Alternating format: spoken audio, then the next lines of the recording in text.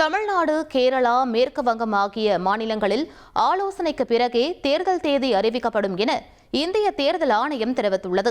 புதுச்சேரியில் செய்தியாளர்களை சந்தித்த இந்திய தேர்தல் ஆணையர் ஞானேஷ்குமார், இம்முறை வாக்குச்சாவடிக்குள் செல்போன் எடுத்து செல்ல அனுமதி இல்லை என்றும், வெளியே பாதுகாப்பாக வைக்க வசதி ஏற்படுத்தப்படும் என்றும் தெரிவித்தார்.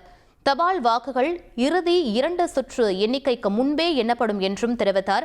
புதுச்சேரியில் 23,033 முதல் முறை வாக்காளர்கள் உள்ளனர் என்றும், ஆண்களை விட பெண் வாக்காளர்கள் அதிகம் என்றும், மொத்தம் 859 வாக்குச்சாவடிகள் அமைக்கப்பட்டு அனைத்தும் சிசிடிவி கண்காணிப்பில் இருக்கும் என்றும் தெரிவித்தார். வாக்குப்பதிவு எந்திரத்தில் வேட்பாளர்களின் புகைப்படம் நிறத்தில் பெயர் பெரிதாக இடம்பெறும் என்றும், ஒரு வாக்குச்சாவடிக்கு அதிகபட்சம் 1200 வாக்காளர்கள் மட்டுமே ஒதுக்கப்படும் என்றும் கூறினார்.